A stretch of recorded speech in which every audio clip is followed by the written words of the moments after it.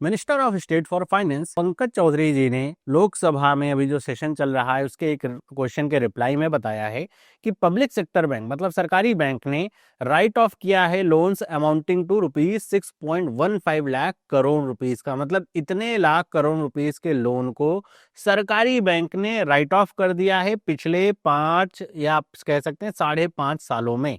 अब ये जो टर्म आता है और इस तरह की जो न्यूज होती है बहुत सारे बच्चों के लिए भी कन्फ्यूजन होती है, लोगों के लिए भी कन्फ्यूजन होती है। तो हम ये डिस्कस करेंगे कि आखिर ये जो राइट ऑफ किया गया लोन है इसका मतलब क्या होता है, राइट ऑफ, वेव ऑफ, ये सब टर्म क्या होते हैं और इसमें क्या क्या जानकारी बताई गई है। तो चीज़ें अगर समझ में आए, इन्फॉर्मेटिव लगे तो इसे लाइक करें, इस तरह की वीडियो के लिए चैनल को सब्सक्राइब करें। सबसे पहले हम इसके बारे में, रिप्लाई के बारे में बात करते हैं।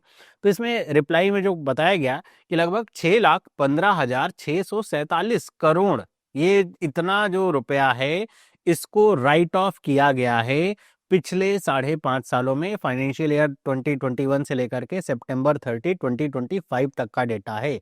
और यहाँ पर ये जो सारा डेटा आ रहा है ये पब्लिक सेक्टर बैंक का है, मतलब प्राइवेट सेक्टर बैंक का नहीं, केवल पब्लिक सेक्टर के बैंक का ये डेटा यहाँ पे आ रहा है। क्योंकि पब्लिक सेक्टर बैंक ही सरकार की जिम्मेदारी, मतलब देखा जाए ऐसे कि भाई उनका सबसे ज्यादा स्टेक होता है तो वहां से आते हैं, है ना।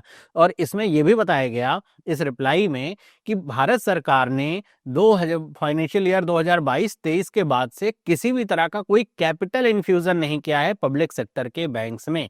कैपिटल इन्फ्यूजन का मतलब ये होता है, ऐसे समझिए कि मान लीजिए बैंक ने 100 रुपए लोन पे दिया है ना, 100 रुपए बैंक ने लोन पे दिया है। अब हुआ क्या, ये पैसा एनपीए हो गया। कितना एनपीए हो गया? लेट से मैं कहता हूं कि 20% एनपीए हो गया, जो कि ज्यादा अमाउंट है, मतलब 20 रुपए एनपीए हो गया। तब ऐसे में इस 20 रुपए की भरपाई आखिर होगी कहाँ से? बैंक के पास उतना पैसा होना चाहिए, क्योंकि बैंक के पास जो पैसा आता है वो डिपॉजिटर्स का होता है ना। तो उनको तो ये पैसा लौटाना पड़ेगा। तो ऐसे केस में अगर इस तरह की चीजें ज्यादा होती हैं तो बैंक को अपना फंड या फिर कह सकते हैं ऑपरेशंस को मेंटेन करने के लिए, सही स्थिति जो हेल्थ है वो अपनी मेंटेन रखने के लिए फंड की जरूरत होती है। तो गवर्नमेंट क्या करती है कि यहाँ पर कुछ ना कुछ कैपिटल जो है इन्फ्यूज कर देती है, मतलब जो बैंक्स होते हैं उनको कैपिटल देती है कि आप ये पैसा रखिए ताकि आपके ऑपरेशंस चलते रहें, बैंक डूबने की स्थिति जैसी चीजें ना उत्पन्न हो।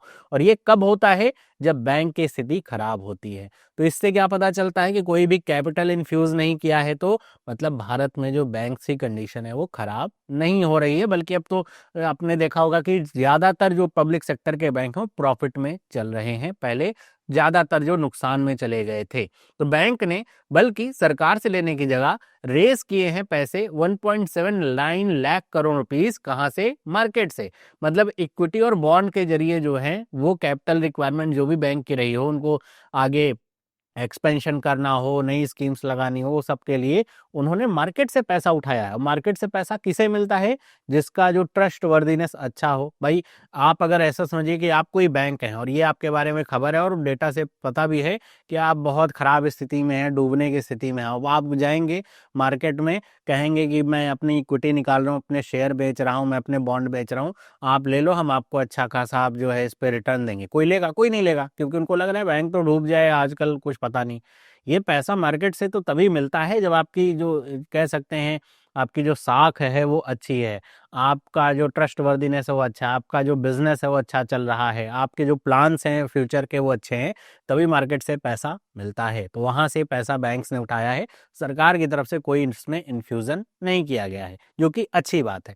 आगे हम बात करें, इसके जो राइट ऑफ करने के पीछे का रीजन दिया गया है वो ये है, प्राइमरी ऑब्जेक्टिव इसका यही होता है ताकि जो बैंक की बैलेंस शीट है उसको थोड़ा क्लीन अप किया जा सके। जो इस तरह के एनपीएस वगैरह होते हैं उनकी वजह से बैलेंस शीट काफी जो है खराब होती है, और उस एनपीए वगैरह जो होते हैं ना उनको एसेट की तरह बैंक को दिखाना पड़ता है, तो उस पर टैक्स भी भरना पड़ता है, तो वो टैक्स बेनिफिट मिल सके, जो कैपिटल बेस है वो भी अच्छे तरीके से ऑप्टिमाइज हो सके। उन सब रीजंस की वजह से बैंक इस तरह के लोन को राइट ऑफ करते हैं। और अगर हम रिकवरी स्टेटस की बात करें तो राइट ऑफ करने का मतलब ये नहीं होता है कि बोरोवर फ्री हो गया है, बैंक अभी भी उनसे रिकवरी करता है, वो मैकेनिज्म चल रहे होते हैं। रिकवरी के मैकेनिज्म बैंक के पास क्या होते हैं? एक बैंक की होती है डेट रिकवरी ट्रिब्यूनल, मतलब डीआरटी इसको कहते हैं, वहां से होता है, सरफेसाई एक्ट है उसके माध्यम से होता है, और फिर एक होता है insolvency and bankruptcy code IBC, वहां से। मतलब ये तीन मोटे मोटे तरीके हैं जहां से बैंक अपना जो इस तरह का एसेट होता है, लोन होता है, उसकी रिकवरी करता है। अब हम अगर बात करें इसमें और क्या बताया गया, इसमें एक और क्वेश्चन पूछा गया था एक्सपोर्ट क्रेडिट डेटा को लेकर के। तो इसमें यह बताया गया कि एक्सपोर्ट क्रेडिट के लिए लगभग 21.71 लाख करोड़ रुपए जो है वो डिसबर्स किए गए हैं। मतलब जो भारत के एक्सपोर्टर्स हैं उनको जो कैपिटल की नीड होती है, जो फंड की नीड होती है अपना बिजनेस मेंटेन रखने के लिए, तो उस लिए जो है उनको इतने लाख रुपए जो है डिसबर्स किए। कहाँ से? पब्लिक सेक्टर बैंक से, सिडबी से और एग्जिम बैंक से। इस तीनों का मिला करके डेटा है, और ये जो पीरियड है पिछले 5 साल का है कि पिछले 5 साल में इतना जो पैसा है वो एक्सपोर्टर्स को यहाँ पे डिसबर्स किया गया है। इसमें एक फ्रॉड को लेकर के भी बात थी, बैंकिंग फ्रॉड को लेकर एक कंसर्न था, तो उसमें भी बताया है सरकार ने कि जो टोटल केस रजिस्टर हुए हैं, ये भी आपका लगभग 4.5 साल का जो डेटा है वो बता रहा है कि लगभग 5,83,291 केसेस रजिस्टर्ड हुए, और इसमें जो अमाउंट इन्वॉल्व है वो लगभग 3,588 करोड़ रुपए है। मतलब अच्छा खासा अमाउंट है जो मतलब ठगी किया गया है लोगों से। ओके, अब इसमें जो रिकवरी स्टेटस है वो बताता है केवल 238.83 करोड़ रुपए जो है वो रिकवर हो पाया है। ठगे गए लोग इतने, लोगों के बैंक से पैसा गया इतना, लेकिन रिकवरी केवल इतने की ही हो पाई है। अगर आप इसे परसेंटेज वाइज देखेंगे तो मेरे ख्याल से 6-7% के आसपास रिकवरी इसकी बनती है। तो ये जो है जो बैंकिंग फ्रॉड है उसको लेकर के डेटा, और आपने देखा होगा कि वर्तमान समय में बहुत सारे इस तरह के मेजर्स उठाए जा रहे हैं सरकार की तरफ से, RBI की तरफ से, कि ये जो बैंकिंग फ्रॉड है उसको कम से कम किया जा सके। अभी हमने देखा था सिम बाइंडिंग रूल को लेकर के कि भाई सिम बाइंडिंग होगी, या आपके फ़ोन में अगर सिम नहीं है तो आपका व्हाट्सएप या कोई भी इस तरह का मैसेजिंग प्लेटफॉर्म नहीं चलेगा।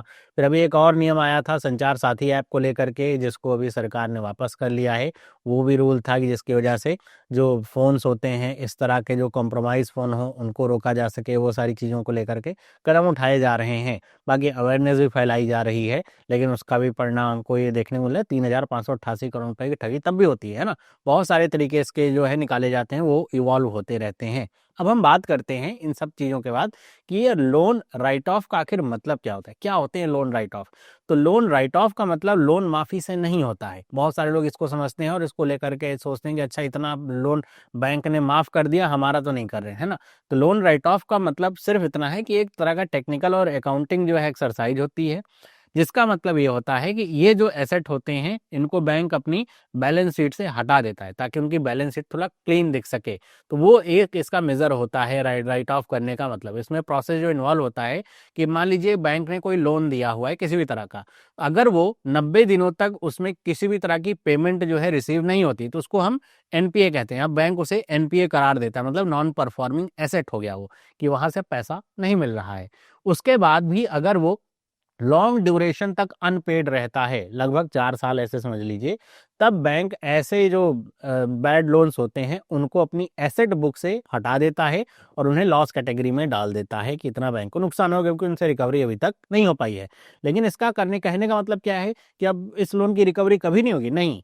इसका मतलब ये नहीं है कि आप मान लीजिए किसी ने लोन लिया और लोन लेकर के वो नहीं चुका रहा है और उसका लोन राइट ऑफ हो गया, तो बोरोवर फ्री नहीं होता, बल्कि इसमें लाइबिलिटी बनी रहती है। बोरोवर का डेट फ्री नहीं होता है, वो अभी भी बोरोवर लाइबल रहता है उस हर एक जो पेनी होती है उसको रिपे करने के लिए। और बैंक उसके लिए भले ही लोन को राइट ऑफ बैंक ने कर दिया है, लेकिन उसके लिए जो लीगल जो केसेस होते हैं, रिकवरी एजेंट्स जो होते हैं, फिर जो भी लीगल तरीके जो मैंने बताया, DRT, सरफेसाई एक्ट, IBC, उसके माध्यम से वो उसको रिकवर करने का प्रयास करते हैं। और बाद में जो अगर पैसा उससे रिकवर होता है तो वो बैंक अपने प्रॉफिट की तरह उसे दिखाते हैं। और ऐसा बैंक करते क्यों है, मतलब राइट ऑफ करने का मतलब यही है कि जो टैक्स लायबिलिटी होती है वो कम हो जाती है, जो बैंक की बैलेंस शीट होती है इन्वेस्टर्स को दिखाने के लिए वो थोड़ा क्लीन दिखती है, बैंक जो है फाइनेंशियली जो है हेल्दियर दिखता है इसकी वजह से कि अच्छा बैंक का जो NPA वगैरह है, बैड लोन्स बैंक का जो है कम है, इस वजह से ये सारी चीजें करी जाती हैं। मतलब राइट ऑफ करने का मतलब सिर्फ अपनी बैलेंस शीट से उसको हटा देने से है, ना तो वो लोन माफ हुआ है, ना तो उसका जो बोरोवर है वो फ्री हुआ है। अभी भी रिकवरी के सारे प्रोसेस चलते हैं और रिकवर हुआ पैसा बैंक की प्रॉफिट की तरह काम आता है। वहीं पे अगर हम बात करें दूसरा जो टर्म होता है लोन वेवर का, तो वेवर का मतलब है, वेव ऑफ का मतलब यही होता है कंप्लीट फॉरगिवनेस। आपने ये देखा होगा पहले के समय में ऐसा ज्यादा तो होता, अभी तो मेरे ख्याल से कुछ समय से तो अभी नहीं हो रहा है, कि जनरली इसमें होता क्या है कि जब कोई चुनाव वगैरह आने वाला रहता है या फिर कुछ भी ऐसी स्थिति होती है तो उसमें गवर्नमेंट, चाहे वो स्टेट गवर्नमेंट हो चाहे सेंट्रल गवर्नमेंट हो, वो जो है क्या करती हैं, जो लोन माफ़ी का जो ऐसा जो कहते हैं कि हम लोन माफ़ कर देंगे अगर हम सरकार में आए तो, और सरकारें लोन माफ़ करती हैं। इसमें होता क्या है कि मान लीजिए किसान का जो लोन है वो सरकार ने कहा कि अगर हम सरकार में आए तो हम लोन माफ़ कर देंगे।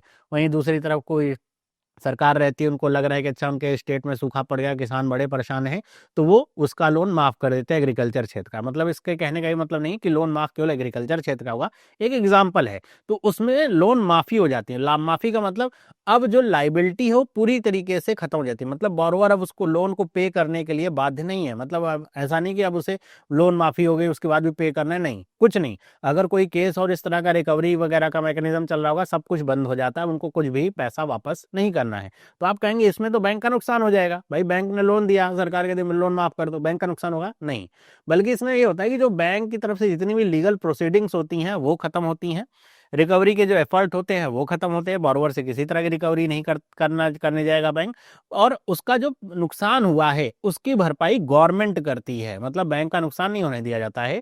सरकार कहती है आप लोन माफ करो, हम आपको जो भी पैसा है वो हम आपको वापस दे देंगे अपनी तरफ से।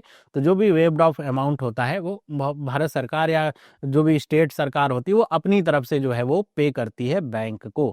तो ये होता है लोन वेवर। यहाँ पर पूरी तरीके से लोन खत्म होता है। तो हमेशा याद रखिएगा, राइट ऑफ करने और वेव ऑफ करने में डिफरेंस है। राइट ऑफ का मतलब केवल अपनी बैलेंस शीट से हटा देना ताकि जो बैंक है थोड़ा हेल्दियर दिखे, लेकिन उसकी रिकवरी के सारे प्रोसेस चल रहे होते हैं, बोरोवर फ्री नहीं रहता है कि भाई उसका लोन हट गया उसको मौज करनी, ऐसा कुछ नहीं होता। वेव ऑफ करने का मतलब होता है कि भाई बोरोवर को अब कोई टेंशन नहीं, बोरोवर पूरी तरीके से फ्री है, कोई रिकवरी नहीं होगी, कोई लीगल प्रोसीडिंग नहीं होगी, कुछ नहीं होगा। और बैंक का जो पैसा है वो जो भी वेव ऑफ कर रहा है, गवर्नमेंट है इस सेंटर की तो वो करेगी, स्टेट गवर्नमेंट है तो वो उसका पैसा भरेगी। तो ये होता है मेन डिफरेंस। आई होप आपको ये सारी चीज़ें समझ में आ गई होंगी। तो इस तरह की और अगर आपको वीडियो शेयर, चैनल को सब्सक्राइब करिए। वीडियो अगर अच्छी लगी, इन्फॉर्मेटिव लगी तो उसको लाइक जरूर करिए। बाकी आपका क्या विचार है इस डेटा को लेकर के मुझे कमेंट करके बताइएगा। मिलते हैं अगली वीडियो में, सभी लोगों को बाय।